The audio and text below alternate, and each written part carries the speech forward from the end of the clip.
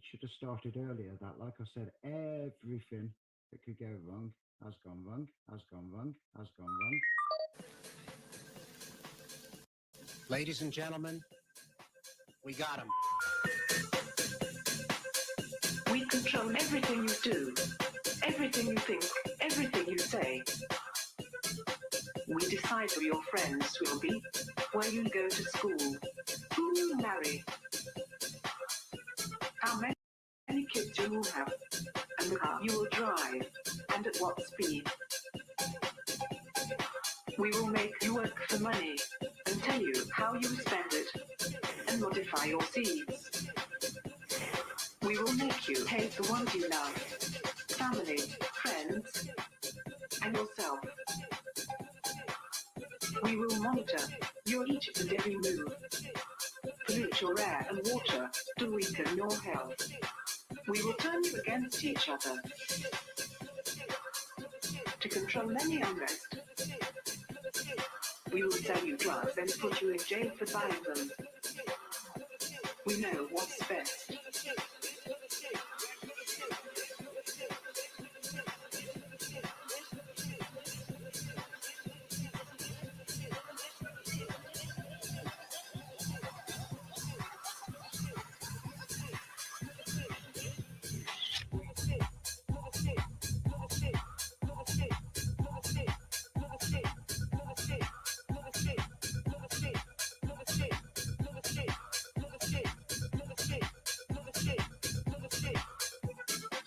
We control what you hear and see. Whether your bank gives back your money, if you'll be the next president or prime minister, if you'll be free or a prisoner. We decide when you go out, where, how long, how often. We work you to death and charge you for your coffin.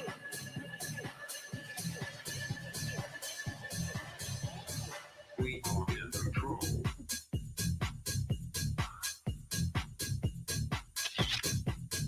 We are in control.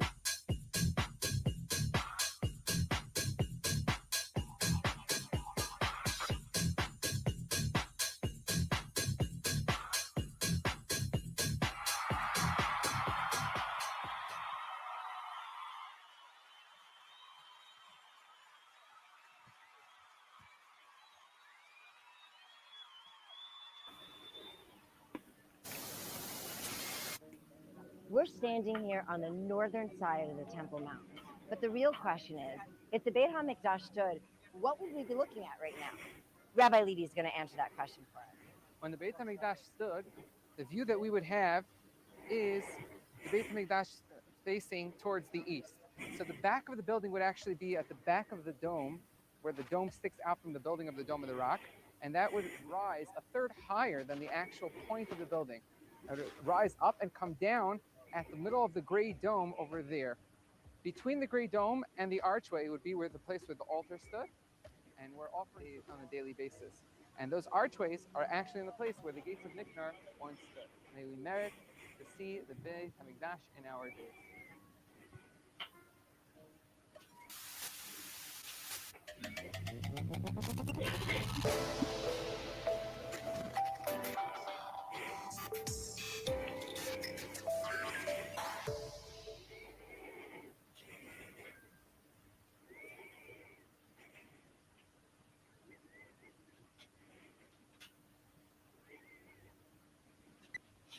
I've got one that can see.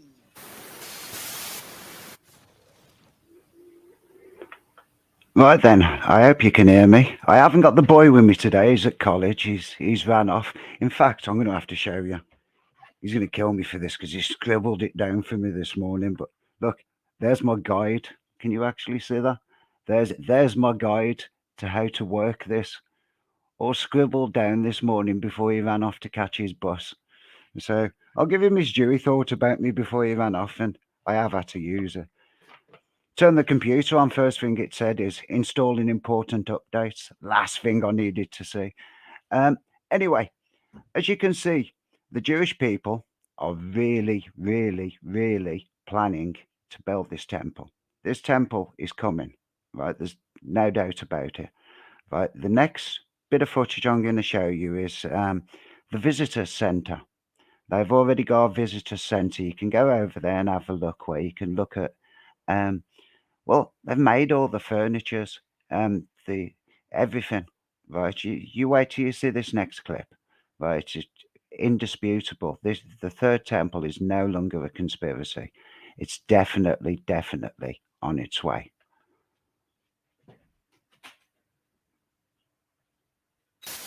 So what have you done here in this display? I understand that it's progressive.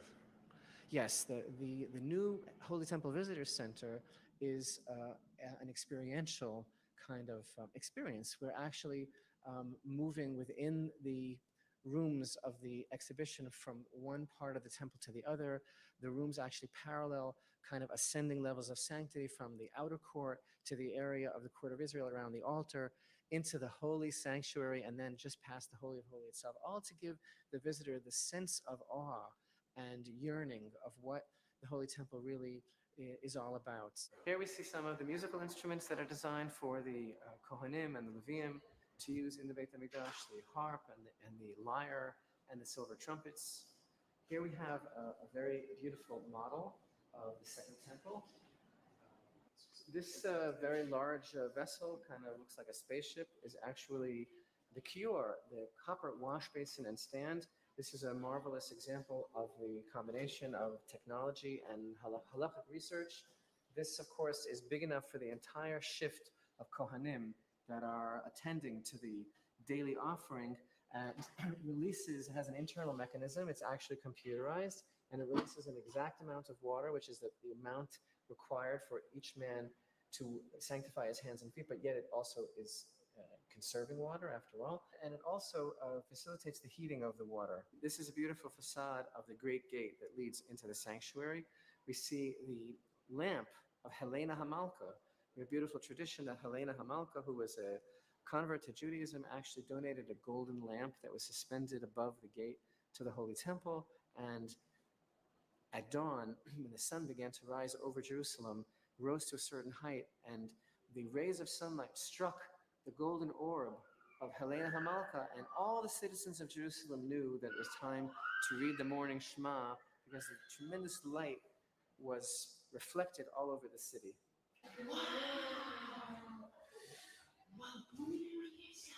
This room actually is parallel to the Kodesh, to the holy part of the sanctuary. We have the table of the showbread, the golden incense altar, and the menorah. Of course, the golden menorah that we've created is on the steps leading down to the kotel, and this menorah is a duplicate that we have placed here in order to be able to teach about the commandments of Hatavat HaNerot. Part of the temple service every day is for the Kohanim to cleanse the individual lamps of the menorah. And of course, between the Holy and the Holy of Holies, we have the Parochet, the curtain, and beyond that, in the Holy of Holies, the Ark of the Covenant. And we have a special experience here, again, to give the visitor a feeling of longing and actually being as close as possible to the holy place. You might be familiar with many drawings and paintings of the Holy Temple as it used to be in history, the first temple, the second temple. When was the last time that you saw this? A drawing, a painting with the Holy Temple, but here in the background, the cranes, the light rail, the pictures, the photographers, the builders, the constructors, modern day Jerusalem of today. What is the meaning? What is the essence of this picture? This is how it could look and how it will look when God and we build the Holy Temple speedily in our days. Amen. And we're located here near the Western Wall. And one of the things you emphasize here again and again is that's not the holiest site. That's the remaining wall of the holiest site. I think it's important to show proper reverence for the kotel because people have the idea that generations have grown up. The kotel is holy, and it is very holy. But it's important to really emphasize that in the time of the Holy Temple, with all due respect, the kotel had absolutely no spiritual significance whatsoever. It certainly has been hallowed by the prayers of our people for 2,000 years. But the place that we are commanded to be in, the place that Hashem chose, the one place on earth where Hashem rests his presence is the place up above. That is the only holy place for the Jewish people, the place of the Holy Temple. And the kotel has been identified, throughout our wanderings with the galut with the diaspora and the whole iconography of the wailing wall, of standing at the wall and being kept out and crying for the redemption. Well, the idea here now is how much can we actually be participants in the saga of our own unfolding redemption?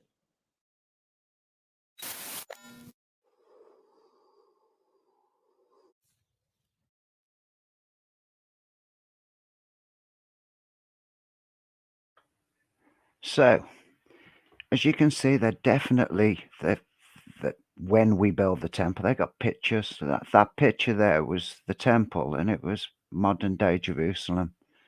No, they wouldn't have even been able to show that picture 10 years ago.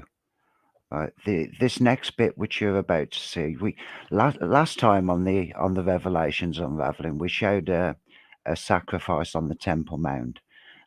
This is a sacrifice that happened, oh, and this one has caused a bit of a stir. Hamas decided they didn't want to allow it, so the police ended up moving them to, I believe, Jericho. Um, and they still perform their mock sacrifice. But in this one, they actually explain a little bit more to what they're doing. And these sacrifices are more like a training camp. Right, check this out. Half the time I press a button, it don't work. There you go. It almost looked like a scene from the Bible. A group of people performing a special procession for the Jewish holiday of Shavuot, using sheep, a special bread, and a sacrificial altar, similar to the one described in the Torah. We're practicing the different parts of the priestly work of the Kohanim in the temple. And today we're going to see a few things. We're going to see the Bikurim, all the pilgrimage that come with the first fruit to Jerusalem, how they would bring it, how we would praise God in the temple. And from that point of view, it's also something that the priests have to know how to um, get the people, and also the people themselves, what they have to say and how they proceed as they get into the temple. This event gathered different organizations which share the same goal, rebuilding a third Jewish temple on the Temple Mount. It's, of course, a sensitive issue during a geopolitical atmosphere of today when every small change in the status quo may lead to violence and crisis. The leader of this initiative, Rabbi Baruch Kahana, is the son of far-right wing politician Meir Kahana, who was assassinated in 1990 by an Egyptian-born U.S. citizen. It can be miraculous, and as can be any day. It will take a lot of convincing, of course, to try to convince the people, but we'll go. In previous years, this event and other reenactments took place in Jerusalem, close to the Temple Mount. But due to several obstacles, such as density and police disapproval, this ceremony moved here to Mitzpeh, Jericho, in the Judean desert, close to the Palestinian city of Jericho and around 20 kilometers away from Jerusalem. A huge altar was built here, which resembles, in a way, the Jewish temple altar used for sacrifices. The event also included shearing of sheep. In the army, we always do what's called dry before wet, without ammunition and then with ammunition. So just like that, we also are doing exercises of the Kohanim that aren't real yet, but it's to practice and so that we know how to conduct ourselves and how to do everything that we need to do when we have our home, Beit HaMikdash. Practicing and reenacting ancient processions as well as praying on the Temple Mount is a controversial issue, even in the Jewish Orthodox world, since the site is holy to both Jews and Muslims. But participants in this event defend their actions. According to our tradition, the whole world was created from the Temple Mount, from the foundation stone, Adam. So it's very obvious that everybody, not only Jews, want to come back from the place they were created. It's the most holy place in the world. And us as Jews, we have a very long tradition on the Temple Mount from Noah and Abraham and Isaac, and later on King David and King Solomon, and the first temple and the second temple. And that's the essence of our being. Despite the many challenges, participants of this unique ceremony hope to continue their tradition, which now includes only a few dozen people.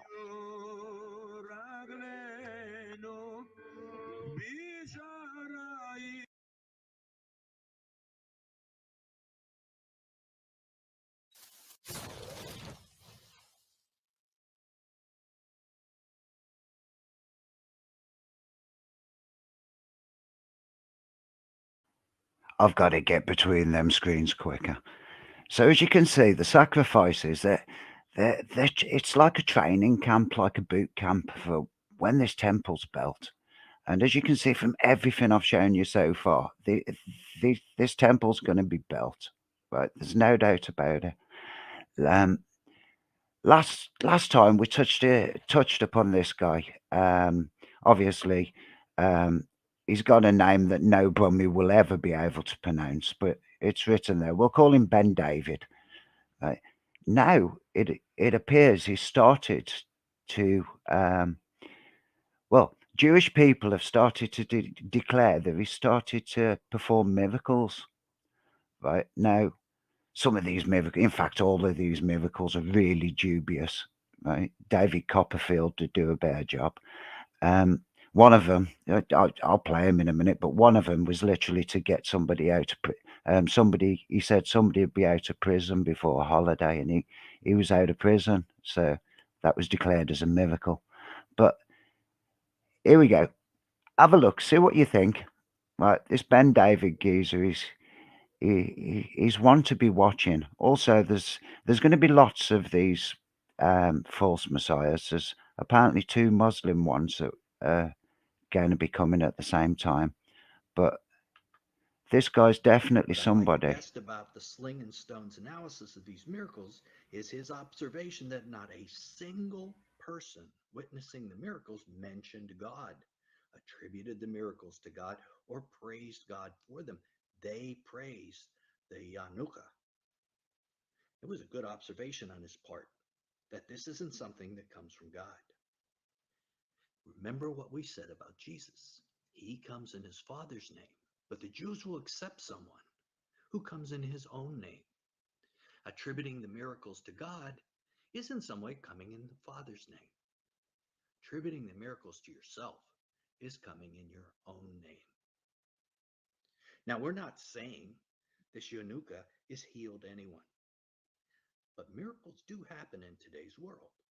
People are sometimes healed, but it is God doing the healing. But that was not acknowledged by this man as far as we could tell. Now, the first miracle was a man who was wheelchair bound and extremely sick. The Yanuka went to him, and the guy now says he's completely fine. Another man met with the Yanuka, and the Yanuka said he would meet his soulmate that day. And that very day, this man met the person who would later marry.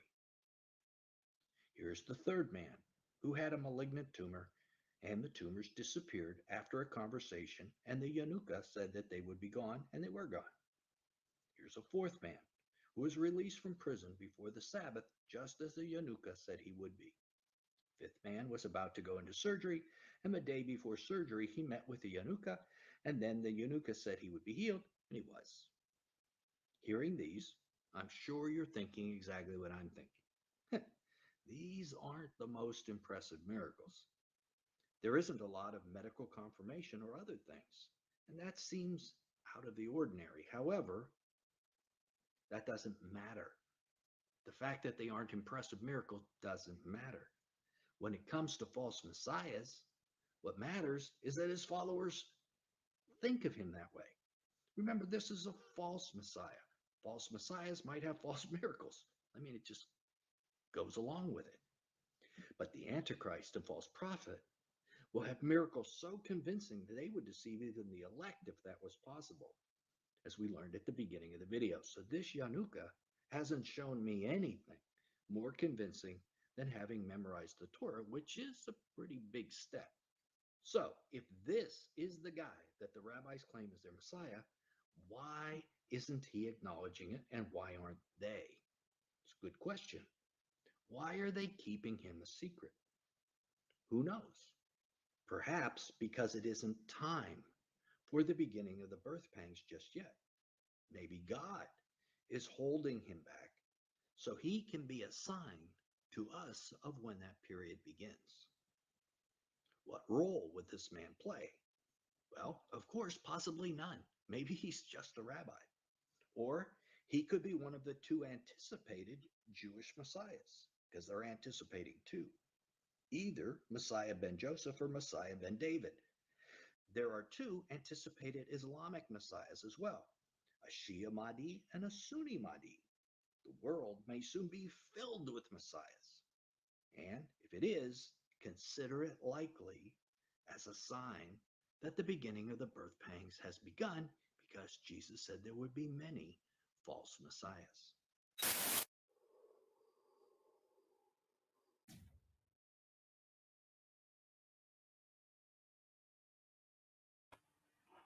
Now, this is where it gets interesting. We didn't touch upon this part at all. Right, this is new to hopefully many of you. Um, Ron Wyatt actually discovered the Ark of the Covenant in 1982. He was digging from 1979 and they continued digging right through to 1989. Now, a lot of people are trying to say that Ron Wyatt didn't find the Ark of the Covenant and he didn't find the furnishings that were needed for the temple. But they always go on the same logic. Somebody contacted the Israeli government and said, "Do you know of a Ron Wyatt, and did he make the discoveries that he claims to?" Um, they sent a letter back saying, "No, never heard of him. And if he claims to have done a dig, he was breaking the law because he had no permission." Um, I'm going to give you a little snippet of Ron Wyatt here. At the end, right after the musical bit that I've put on, at the end, there's the full dig and all the evidence of the dig. I'd like you to please sit and watch that because you can tell the man is digging in Jerusalem. There's lots of outside footage. You. There's no way he could have been doing an illegal dig because they could see him literally from the bus station in Jerusalem. Right? You need to sit down and watch that. I'll probably not do any talking whatsoever there because I'm going to do that no justice whatsoever. People need to see that with their own eyes. But there's a little bit here to give you a vague idea on a bit of back history of Ron Wyatt.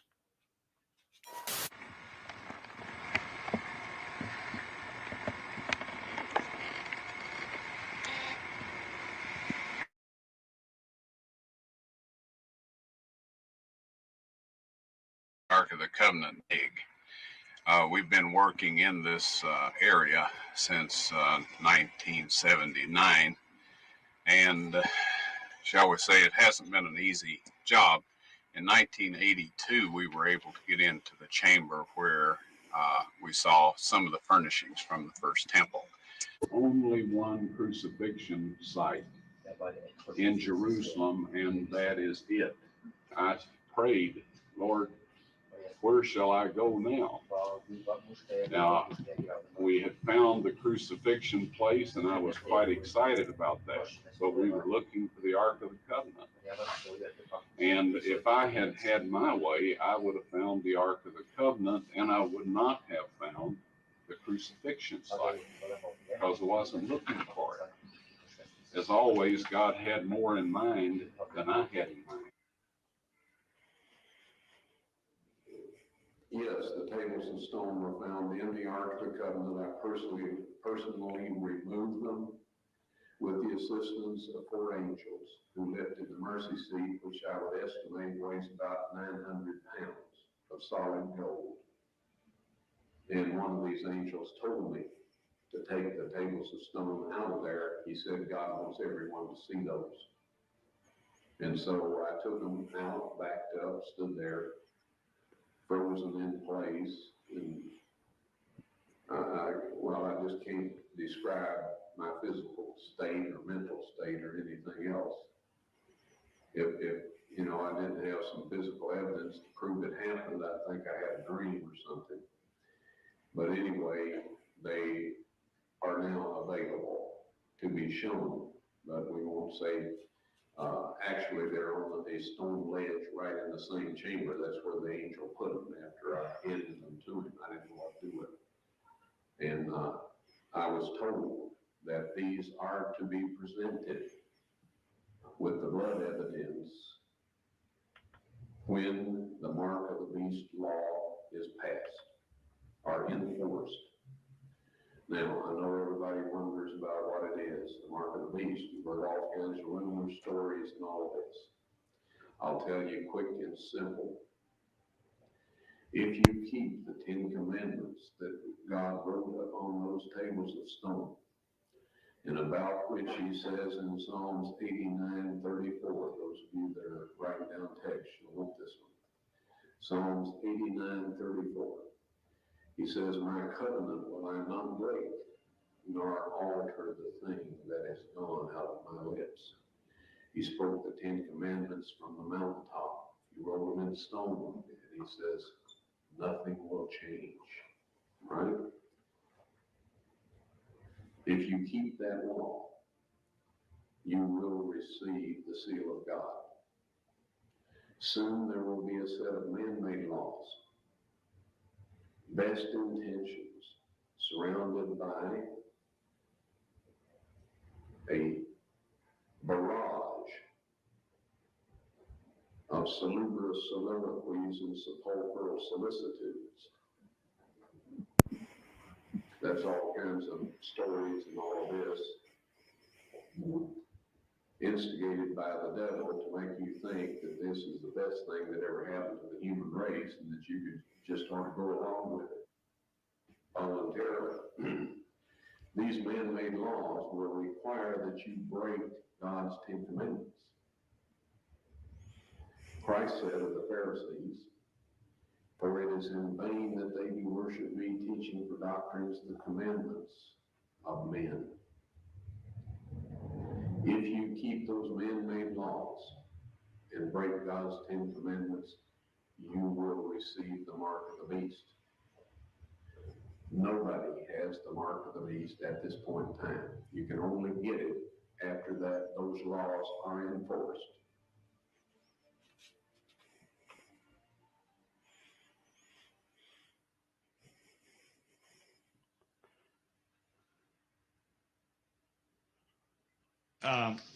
I asked you this morning about the Ark of the Covenant. Yesterday, when I was at the Temple Institute, it was mentioned that in 2 Chronicles 35, 1, 2, and 3, King Josiah gave an order to do with the Ark. Would you address that a minute? Because you said that it's been known that the Ark never left Jerusalem, that it is still under the Temple Mount. Please talk about that. There's a popular movie about the Ark, and it was referred to as the Lost Ark. And there are many, many theories that have been written by different people, different books about whatever happened to the Ark. But the truth is, as I was talking with the pastor this morning, the expression "lost Ark" is not at all accurate for the Jewish people historically, because we never said that it was lost. Although it was hidden very well. There have always been those that have known exactly where it is.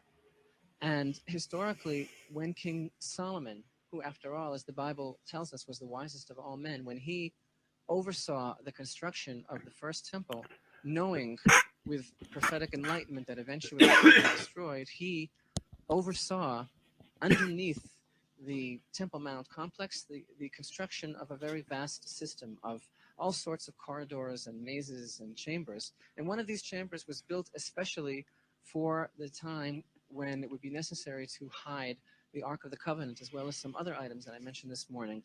And we know exactly where that chamber is, and we believe that when the time comes, those items will be restored to the newly built temple. Now, it's Big words there was, we know where that chamber is. And strangely, they've known where that chamber is since at least Von Wyatt found it he at the end of this little musical bit in a second, like I said, I've literally dropped everything that I've got on the actual dig and the evidence. There was I don't want to ruin it for you too much. They found blood on the mercy seat and they had blood samples taken. And you'll be quite surprised by the blood sample that was all tested out. I honestly recommend that you sit and watch it. It's amazing. It was one of the things that turned me Christian when I found out about 12 years ago, which is kind of why I wanted to throw it in here, because nobody actually knows about it, which I find fascinating. They hide all these things. The same man, Ryan Wyatt, he discovered Noah's Ark on the mountings of Mount Ararat. If you Google, simple Google search, have a look. Yeah, that place has got a visitor centre as well. So all these places, they've got visitor centres, and they're all real and hidden, and obviously goes completely against their agenda and against their science if we're to know all these places exist. Anyway, I hope you enjoy this one. I hope this hasn't scared too many people. Please, please, please, please, watch right till the end, because the information that's yet to come up on this is absolutely amazing. If you haven't subscribed already, subscribe. Join Speakers Corner online. Download the app. It's good fun. I think I've just hit 1,800 posts, and I haven't had one of them deleted. I haven't had no censorship. So if you're not on there, right, I suggest you go on there. And I'm going to kind of go quiet now, because everything from this point onwards, some brummy yabbering over the top is just going to totally ruin all of it. Hope you enjoy.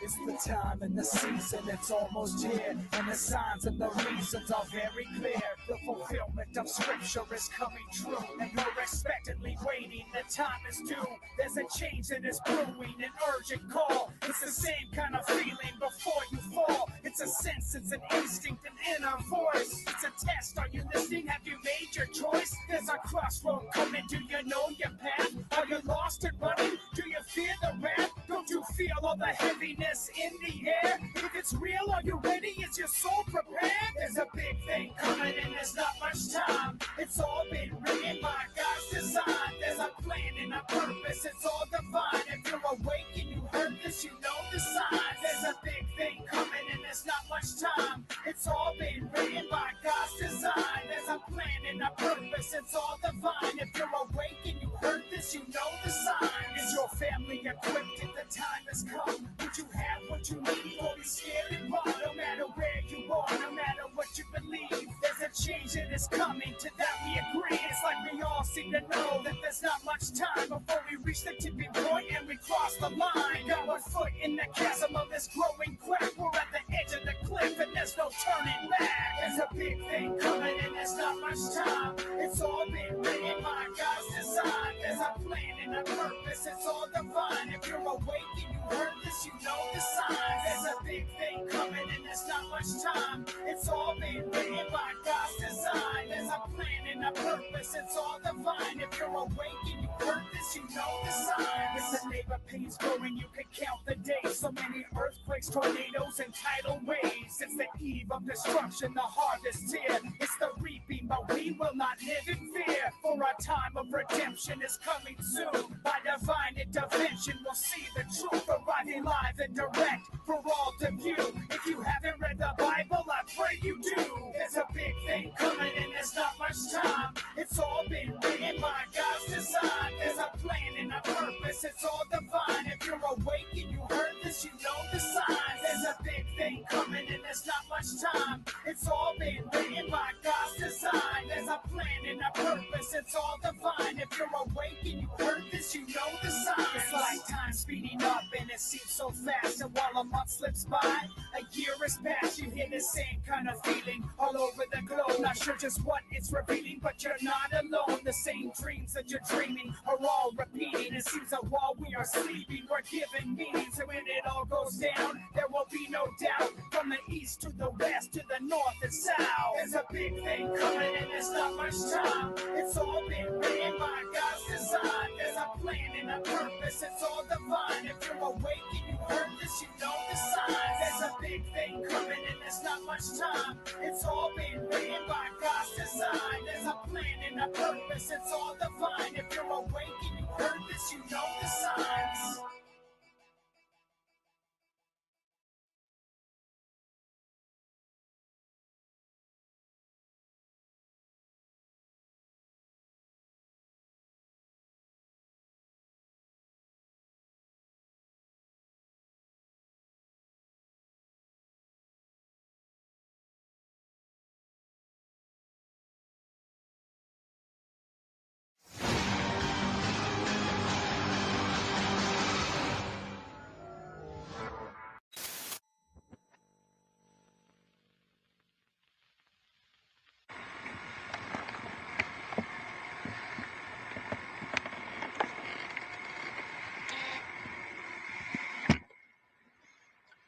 Hi, I'm Ron Wyatt. Welcome to the Ark of the Covenant dig.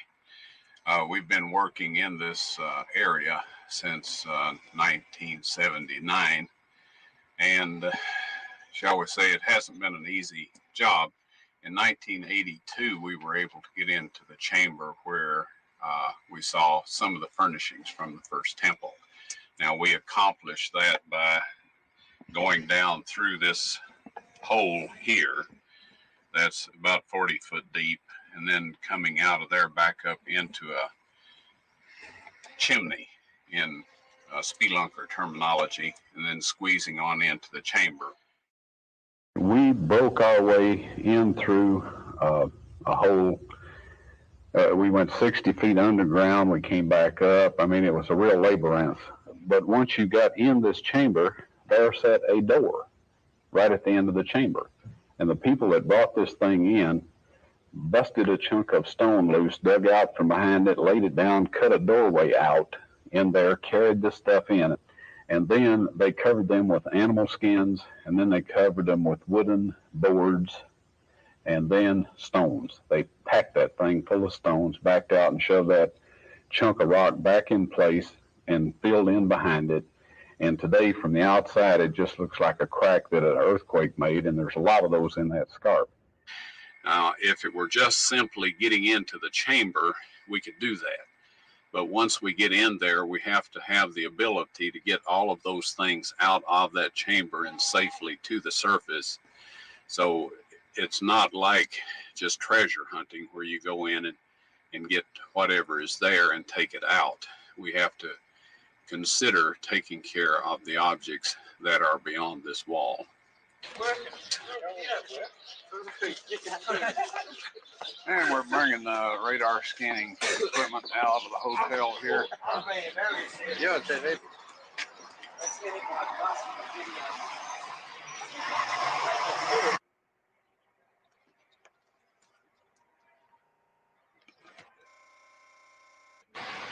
That's right, and take about a minute for the scan. All right. Tell them to start.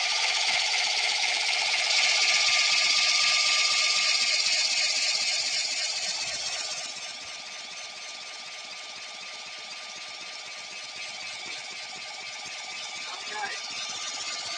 They're going from left to right. It's going to take 30 seconds, and they're going from right to left. That's 30 seconds. Okay.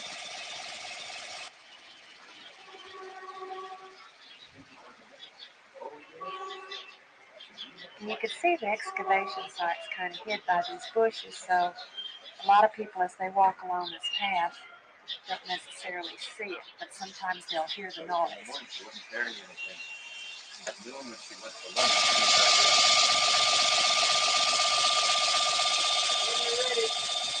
Now I think these must be cracks in the rock. These little white lines going through there must be cracks or something. From here to here, the transducer is stationary, because it's all the same all the way down.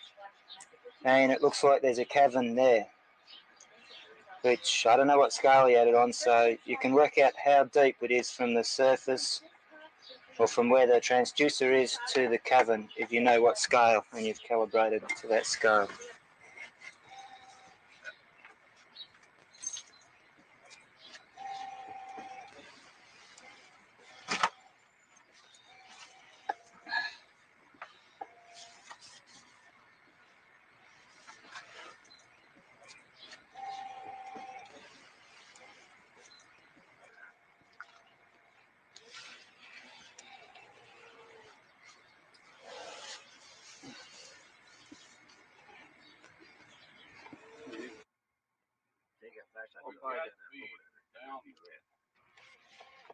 This is what, 40 feet down? Roughly, yeah. 45 feet down? Yeah. Old wall we found. All digging down.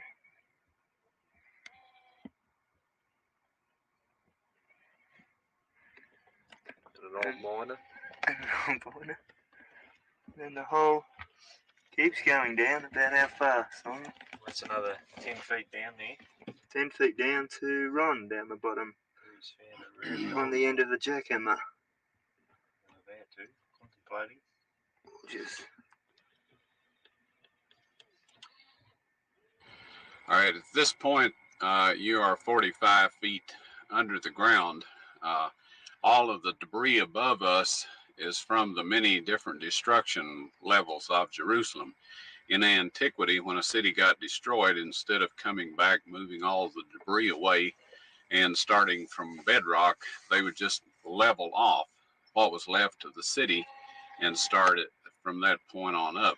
And Jerusalem has been destroyed at least 10 times throughout antiquity. And we are down at right here is the pre-Babylonian area, or strata. Now, what I wanted to point out to you here is in front of me, you see some large stones that are blocking an entrance into a chamber. Now, in order to conceal the chamber, they couldn't just block the chamber entrance itself. Otherwise, this would call attention to it. So they put up a veneer that went around the escarpment some distance, and this would at least confuse anybody that was looking for an entrance and perhaps make them believe that the stone veneer was there for some other reason. Now, in this particular quarry and in many others from antiquity, they would cut the stone back until they came to chambers, or where the water had eroded and dissolved the stone away. This type material was unusable for their purposes in cutting out good strong blocks of stone for building purposes. So when they cut into these chambers, they would go around and leave a thin wall between the chamber and the outside, taking all of the good stone away. So this is a situation that we're looking at here and that we have looked at in several other areas in this particular cave complex. Now, this wall here was put up very hastily. They have had mortar back to Babylonian and pre-Babylonian times. And this wall, as you will see, instead of mortar, they used some red clay. Now, this tells us that they did all of this in quite a hurry. So given all of this information and the fact that I was in a chamber in this general location, however, it is a little confusing once you crawl around through these tunnels to try to keep oriented if you don't have a compass on you. But our radar, our subsurface interface radar scanner shows that there is a chamber approximately 18 inches behind this wall. And one of the shots that we got from the side showed a level of contents in the chamber with lessened contents near the bottom. And in experimentation, we find that this usually represents something that's standing on legs or up on some sort of a pedestal. And we're going to attempt to put a hole through there with this drill.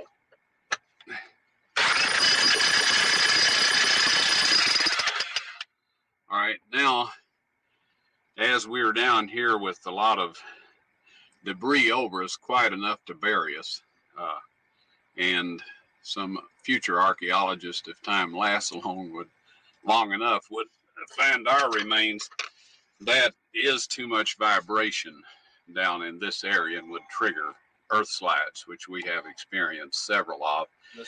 So You can see, this is teensy. This is frightening.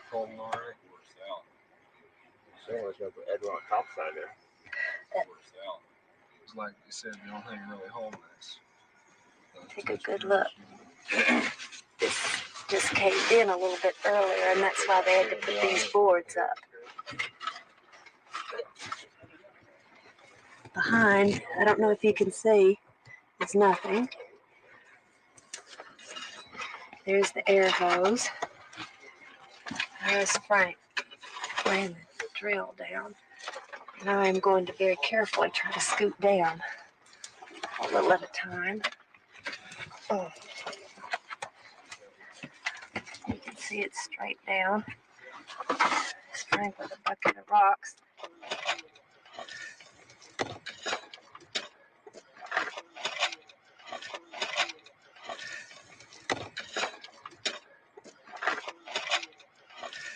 Can you see the full depth of it over there where Bob is?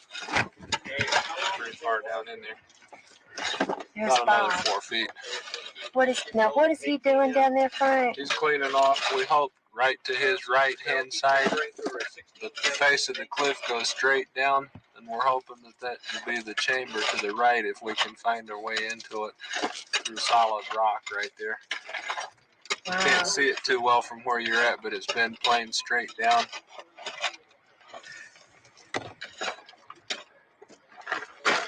Over here to my left is where we had the cave in, where all this is missing. Right there.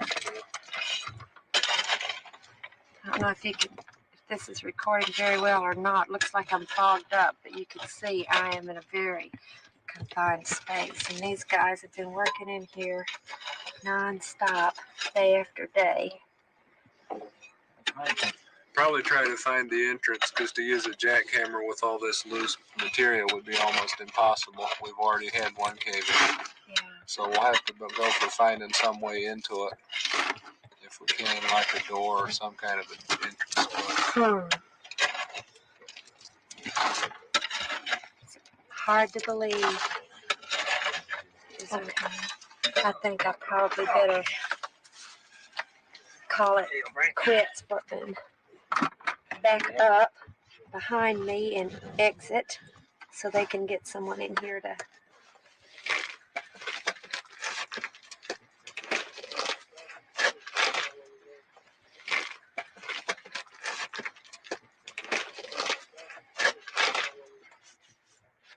okay.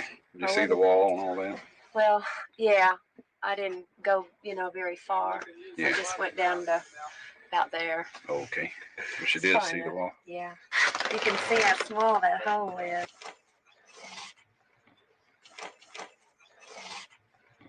I don't know how I got in there. I could hardly get in there. Oh. There's the air hose, which doubles as the communications line. Show you this whole chamber. At times there would be, how many men in here, Dale, at one time? 7, 7 or 8. And I'm looking straight up now. Uh-oh, I hear... Bucket coming up! Oh, bucket. Yeah, now this is what they do. They haul the buckets up, and then...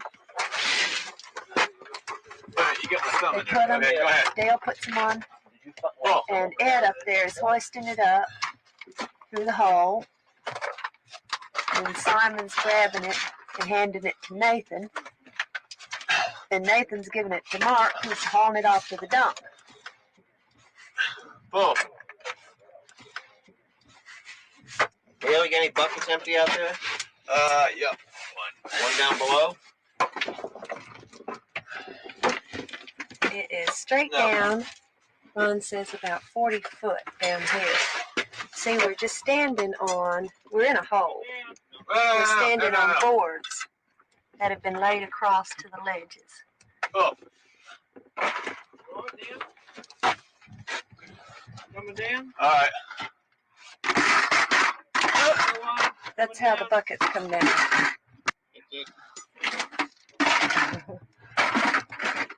That's it?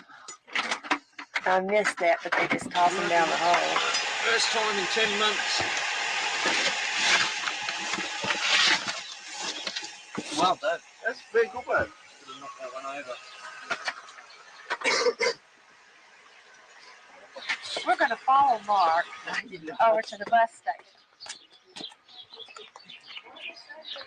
See, what they have to do is every time they get buckets of dirt or rock out of there, they have to walk along this path.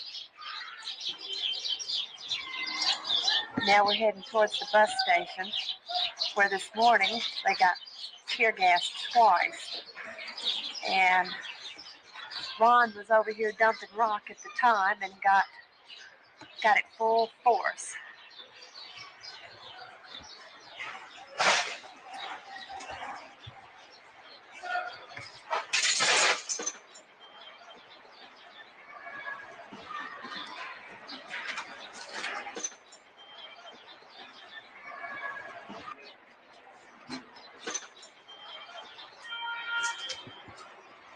This is where they dump. You can see it's quite full.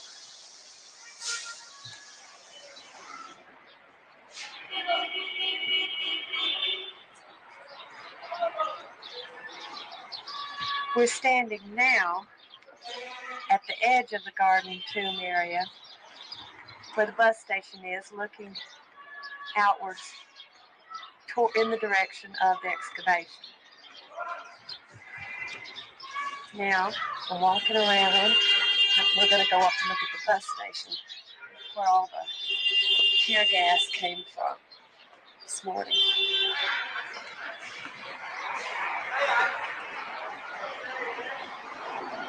There it is. I'll get over here in a better position. By far, it is straight down.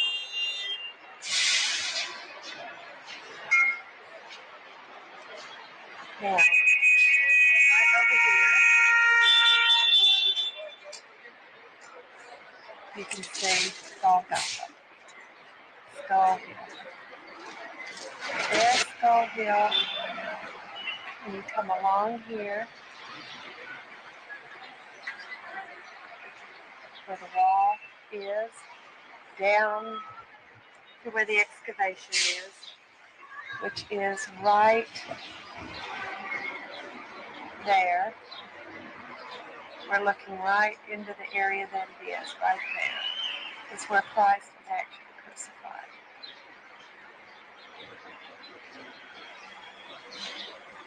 And then right around the corner is his tomb.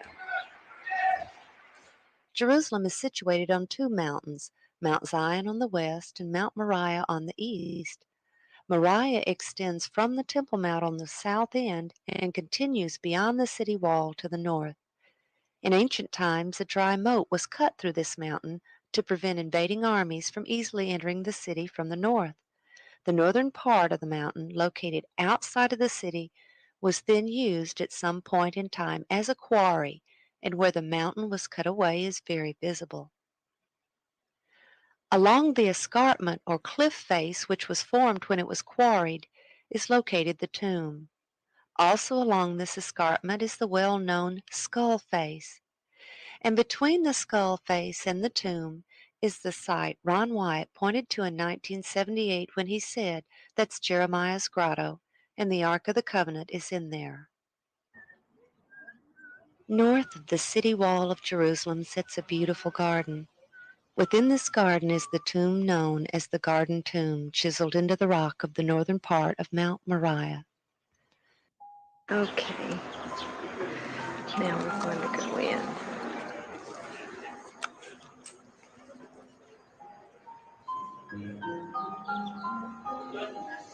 There we can see inside of the tomb.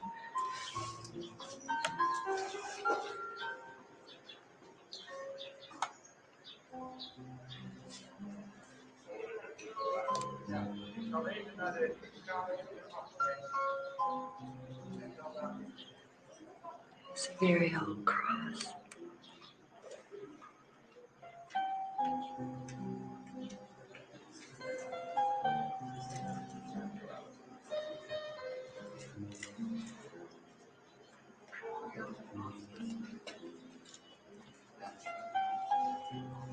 This one is just as it was originally carved out. This is a very small area. I don't know if someone was to be buried there or not. But here we can see, right back here, it was dug out more,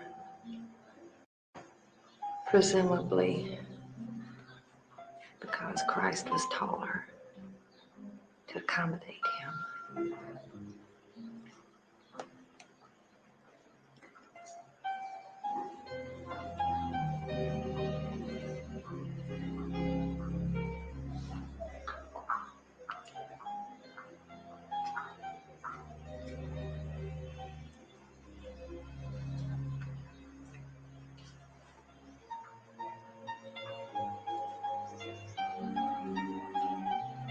And there's the air shaft.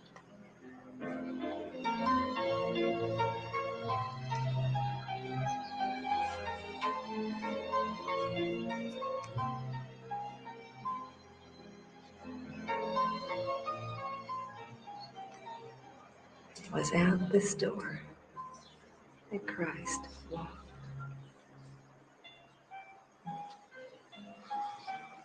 walked on this floor.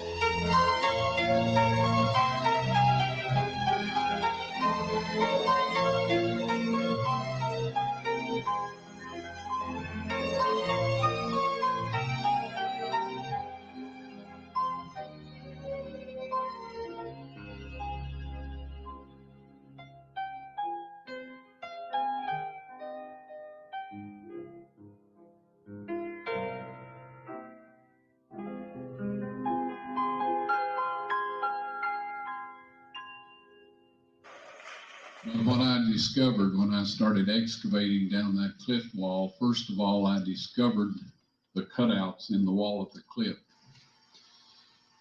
where they had posted the signs.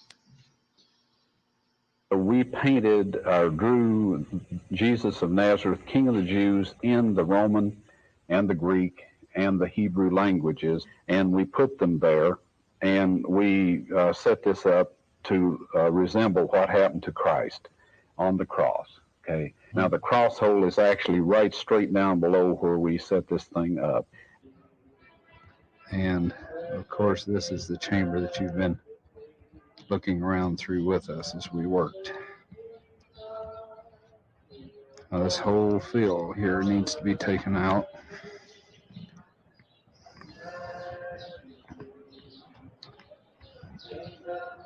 Now here we have niches. These are where the titles of the criminals that were crucified were placed, the name and what they were accused of. This is one right here. And then there's one right up there. And then, of course, there's one right under that rubble right there that we have filmed before. All of that needs to come out, and right back directly behind and under all of that rubble is a cross hole right directly below the center line of these niches. And then out from that is a first century Christian church, and the massive 13-foot 2-inch stone that sealed the sepulcher that Christ was buried in is affixed into the wall of that first century church that's buried on this site. And this then is the Calvary Scarp, or escarpment, the place outside the city on the north side where most of the traffic passed through that criminals were executed.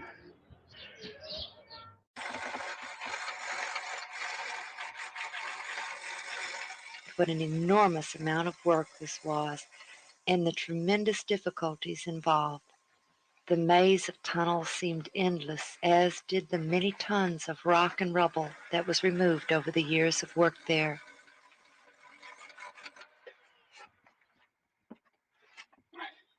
He didn't confine his search for the tunnel to the cave system.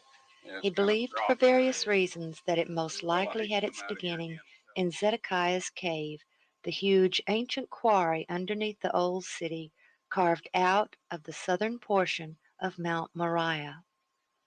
He found a tunnel entrance sealed with blocks which appeared to be heading in the correct direction.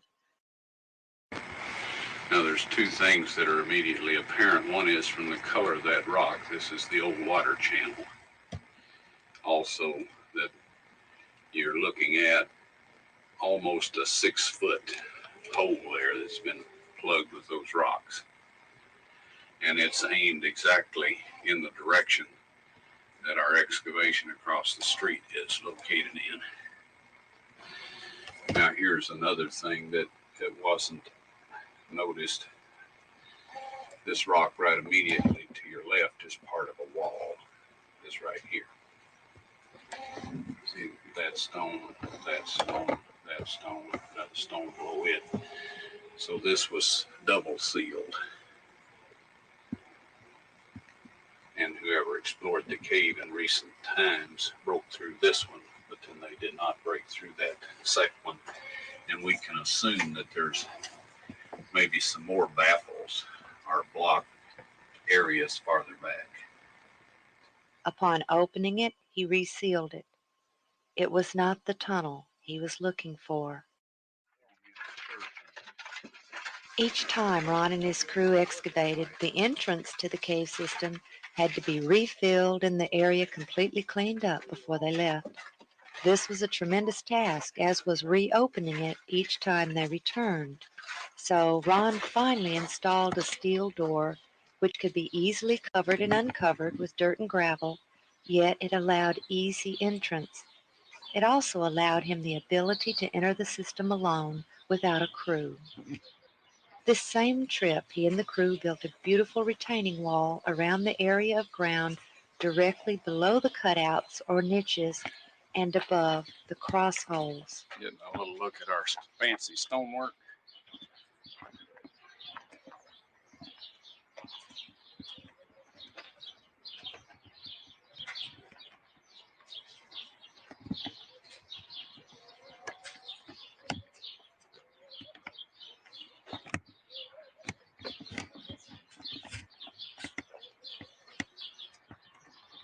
Ron continued to persist and spent every spare moment and every spare dime in his search for the tunnel.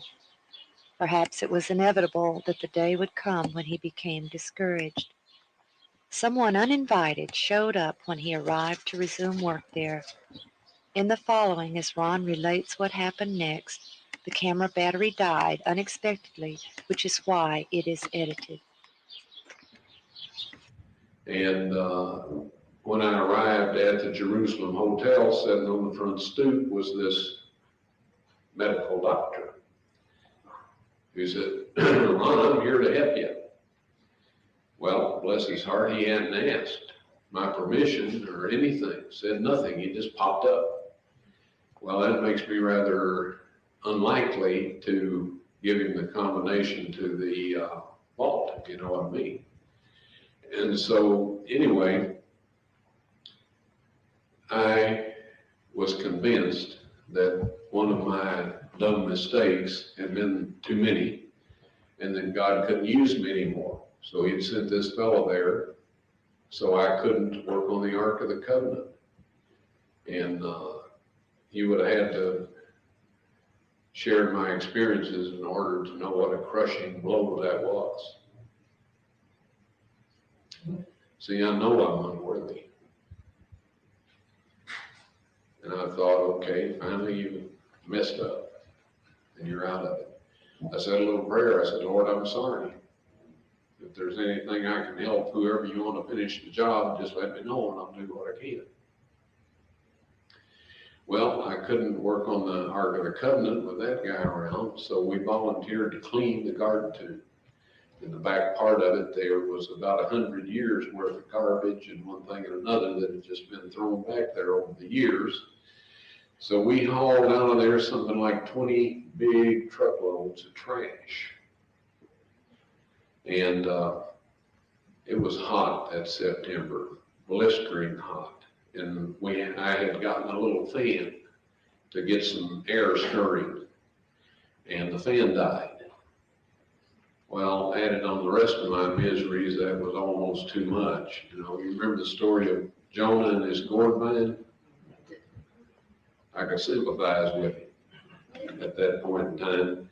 Anyway, I told everybody else, I said, look, just find you a shade somewhere and eat your lunches. And I'll try to fix the fan. So I just sat down on the sidewalk. Anyway, I was sitting down there working on this fan. And a voice said to me, God bless you and what you're doing here. So I looked up, and this being was up on this landing, the top of those stairs. Looked exactly like I figured Christ would have looked. And the outfit that he had on was not exactly like the Muslims wear today, but it was closer to that than it was anything else I had seen. So I said, are you from around here, sir? And he said, no. And I said, well, then you're a tourist. And he said, no. And I thought, well, he doesn't want to talk with me. Obviously, I didn't know what else to say. And then he said, I'm on my way from South Africa to the New Jerusalem. Well, that certainly eliminated a whole lot of possibilities there. Immediately, that proved that he was a heavenly being. And I just sat there, didn't say anything, and he just continued to look at me. He said, God bless you.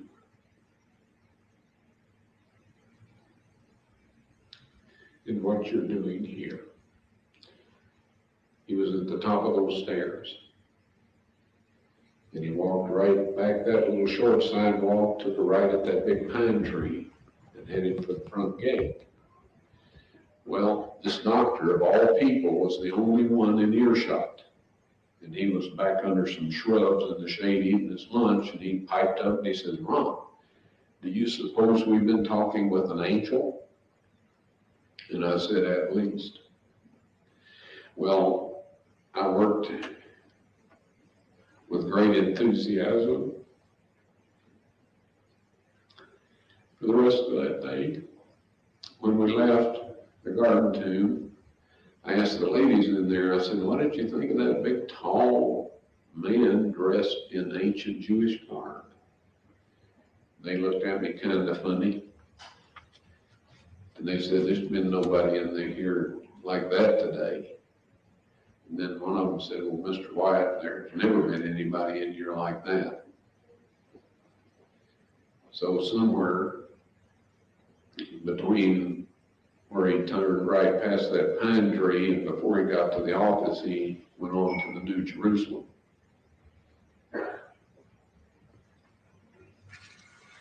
The uninvited guest eventually left, and they were able to resume work for a brief time.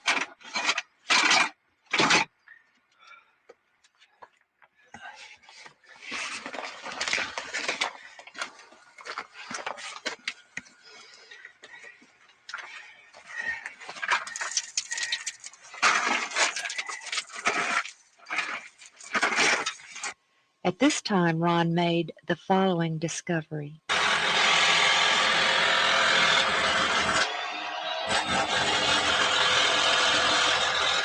Just a brief look around the surrounding areas here to identify the location of this site. Down to the left, of course, is down where the work's being done in the excavation. As you hear the electric jackhammer, we have been probing around up here by the cross hole, and just immediately to the left of the film container, you see some dark pigmented material. Now this appears to be dried blood, but we do plan to put some of this in the film case and take it back and have it analyzed to see if it is blood. Now this is right under the cutouts where Christ was crucified and near the cross hole that we believe to be the one he was crucified on.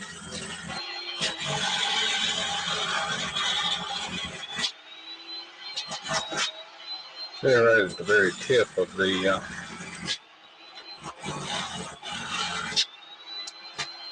tab, there's some more of this real dark material. As soon as it's exposed to the light, it begins to turn a lighter brown, and this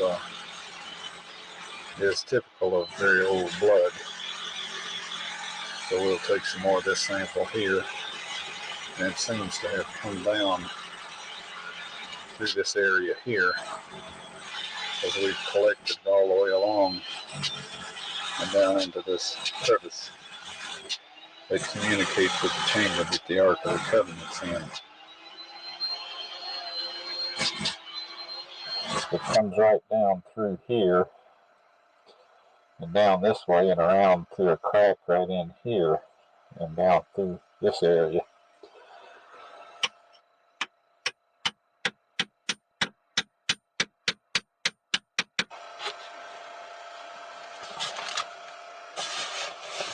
Anyway, I have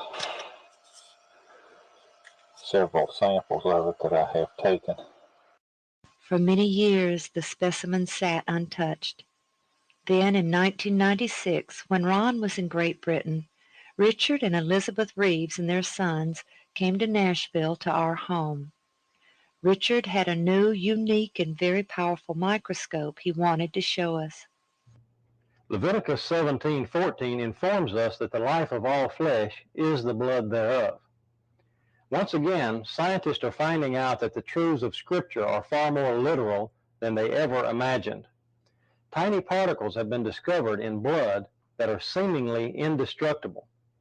These tiny particles are less than 1/10 of a micron in size, and while they cannot be seen using standard medical microscopes, new methods of microscopy have been developed, which makes it possible to see them in their living state. The French scientist Gaston Naessens designed special microscope components that would allow him to see these particles, which he entitles somatids, meaning the body that creates. Through experimentation, Professor Naessens found that these somatids contain genetic material yet to be fully understood by the scientific community. They are polymorphic in nature, growing from stage to stage, and are unaffected by high temperatures, extremely toxic chemicals, or even nuclear radiation. Professor Nason believes these somatids to be subcellular living and reproducing entities, the precursor of DNA, and that they may be the building blocks of life. About 6 years ago, I learned about these particles as a result of some research that I was conducting, which was totally non-related to archaeology. At that time, I was using a standard medical microscope, and while I could not see these particles, I knew they had to be there. I began to develop my own microscope patterned after the design of Professor Nason's. What you see behind me is that microscope in its latest stage of development. The microscope employs an extremely bright xenon or mercury light source, which can be combined with tungsten light. The light is directed across the microscopic specimen rather than on or through it in what is known as a dark field configuration. The light reflecting off the object is transmitted through the microscope and is magnified over 1,000 times. The image is then captured by a sensitive CCD camera and transmitted to a monitor for viewing at screen magnifications of up to 30,000x. Under these conditions, the tiny living particles can plainly be seen against a dark background. In 1996, my family and I made a trip to Nashville to visit the Wyatts. I brought along the microscope, which at that time was somewhat portable in its early stage of development, and set it up in the basement of the Wyatt's house. One evening, Mary Nell Wyatt asked me to take a look at some material from a burial cave to see if these tiny particles were present. Without my knowledge, one of the samples was actually the blood sample that Ron had taken from the Ark of the Covenant dig. The sample was placed under the microscope, and as the specimen began to come into focus, thousands of tiny particles, somatids if you will, became plainly visible. At that time, Mary Nell, who was standing behind me, began to weep. As I turned around and saw the expression on her face, I realized immediately that the sample we were looking at was actually the sample that Ron had found to be the blood of Christ. Okay, Mary Nell's going to take the sample and mix it with sterile water.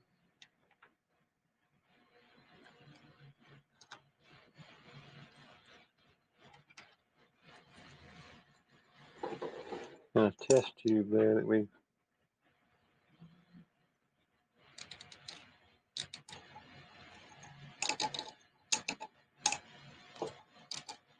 that'll be enough.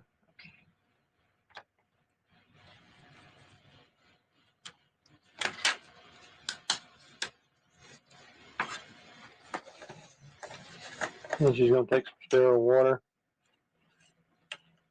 and put a little bit, just some drops, all we need, Mary Nell. And then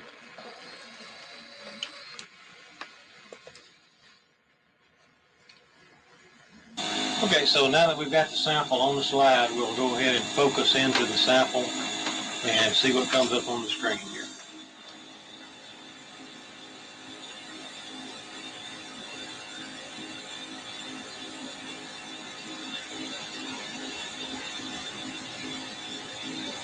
And there they are, thousands of living particles, less than a quarter of a micron in size. The spores are maybe a half micron, and but most of those little particles we're looking at is 17,000 X, magnified on the screen 17,000 times. You know, in the Bible it tells us that the life is in the blood, and there's little living particles that most people are unaware that are there.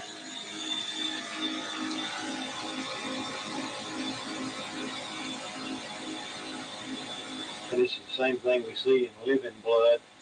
The scientist in Canada says that these things never die. The blood may dry up, but these things, he says, they're indestructible, and he says they are the basis of life.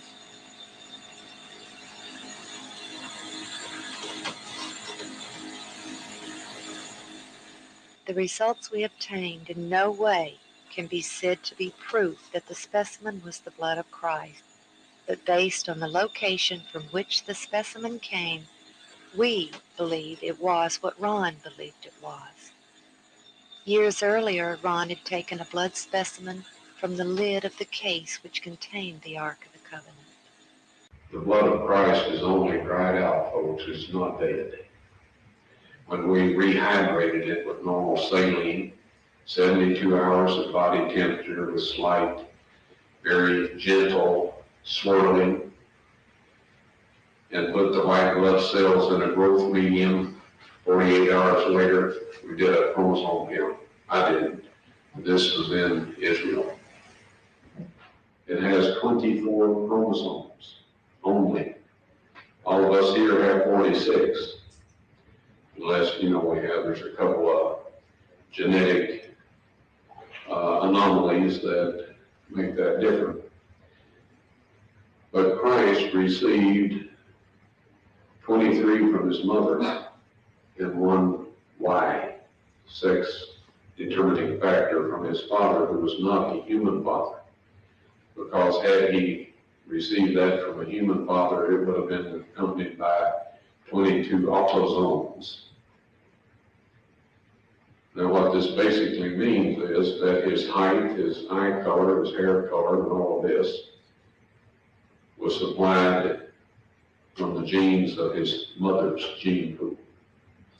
However, Mary and Joseph both descended from David, but none of us have 24 chromosomes. Well, they knew. They told me before I asked them when I asked them to perform this investigation, that dried blood, you can't get a chromosome count on it because the white blood cells have to be alive and well in order to do that. You can get DNA, you can get some other things, but you can't have a chromosome count. So this blood is unique, and it is Christ's blood. With no explanations from Ron, the excavation suddenly came to a stop. On a later trip to Jerusalem, Ron entered the cave system alone through the middle door, and for the first time in quite a while he re-entered the chamber with the Ark of the Covenant. To his utter surprise and disbelief, he found the chamber had been completely cleaned out and all the items from the temple were set up. No longer was the Ark in the stone case. The chamber where I found the Ark of the Covenant has since been perfectly cleaned out. And the Ark of the Covenant, the table of showbread, the candlestick, the golden altar of incense, they're all set out as they were in the earthly temple, except that the Ark of the Covenant is setting against a 12-foot long and 18-foot wide or high wall. He found the original tunnel was also cleaned out, and he followed it to discover that it did indeed open into Zedekiah's cave. It was not the tunnel he and his crew had opened earlier. In the following years, Ron entered the chamber with the Ark a number of times. Yes, the tables of stone were found in the Ark of the Covenant. I removed them with the assistance of 4 angels who lifted the mercy seat, which I would estimate weighs about 900 pounds of solid gold. And one of these angels told me to take the tables of stone out of there. He said God wants everyone to see those. And so I took them out, backed up, stood there, frozen in place, and I just can't describe my physical state or mental state or anything else. If I didn't have some physical evidence to prove it happened, I think I had a dream or something. But anyway, they're on a stone ledge right in the same chamber. That's where the angel put them after I handed them to him. I didn't know what to do with them. And I was told that these are to be presented with the blood evidence when the mark of the beast law is passed or enforced. Now, I know everybody wonders about what it is, the mark of the beast. You've heard all kinds of rumors, stories, and all this. I'll tell you quick and simple. If you keep the 10 Commandments that God wrote up on those tables of stone, and about which he says in Psalms 89:34, those of you that are writing down text, you'll want this one. He says, my covenant will I not break, nor alter the thing that has gone out of my lips. He spoke the 10 Commandments from the mountaintop. He wrote them in stone, and he says, nothing will change. Right? If you keep that law, you will receive the seal of God. Soon there will be a set of man-made laws. These man-made laws will require that you break God's 10 Commandments. Christ said of the Pharisees, for it is in vain that they do worship me, teaching for doctrines the commandments of men. If you keep those man-made laws and break God's 10 Commandments, you will receive the mark of the beast. The blood of his son on the mercy seat at the Ark of the Covenant. Now the mechanics of that, how it happened, is in Matthew chapter 27, verses 50 through 53. It says, when he had cried again, he died. The veil of the temple was rent in twain from top to bottom. Then the earth shook and the rocks were rent and the graves were opened. When the rocks rent, the cliff behind where Christ was being crucified split all the way down, right past the left side of the cross hole and down into the chamber where God had hidden the Ark of the Covenant some 600 years before.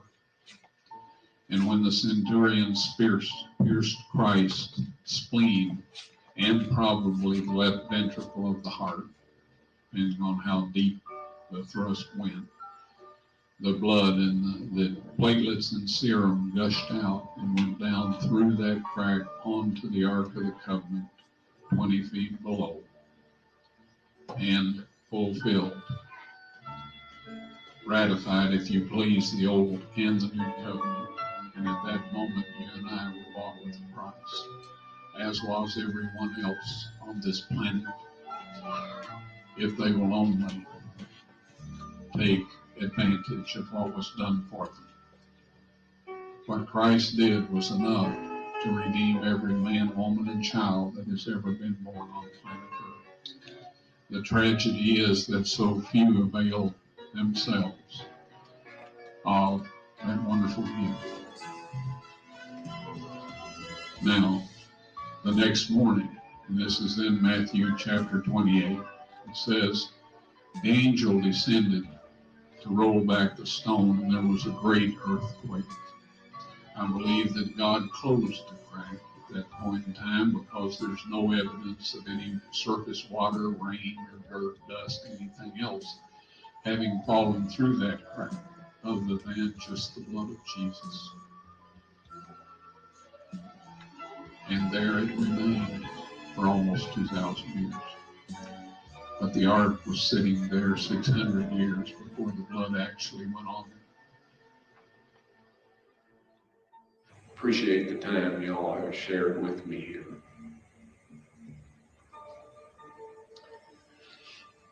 When I get to heaven, I'm going to look around and I want to see every one of you there.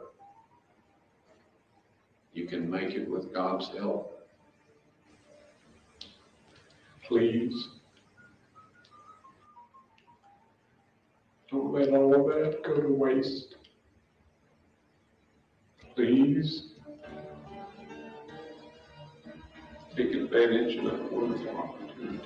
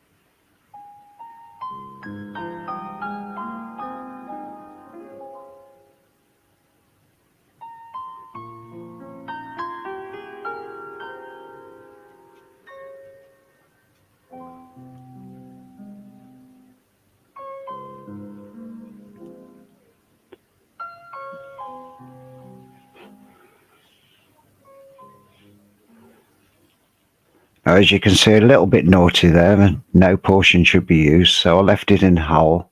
Hope you enjoyed that, because it's kind of eye-opening, the stuff that's being hidden from you.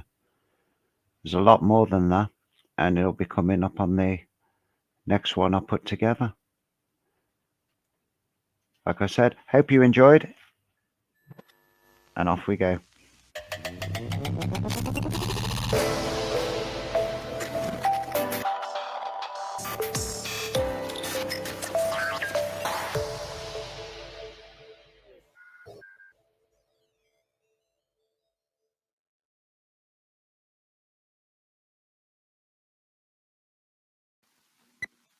I've got one that can see.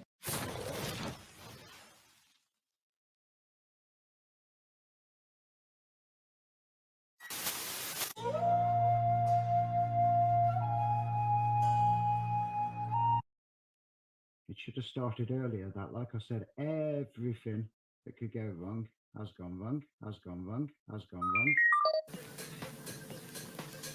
Ladies and gentlemen, we got him. We control everything you do, everything you think, everything you say. We decide who your friends will be, where you go to school, who you marry, how many kids you will have, and the car you will drive, and at what speed. We will make you work for money, and tell you how you spend it, and modify your seeds. We will make you hate the ones you love, family, friends, and yourself. We will monitor your each and every move, pollute your air and water to weaken your health. We will turn you against each other to control any unrest. We will sell you drugs and put you in jail for buying them. We know what's best.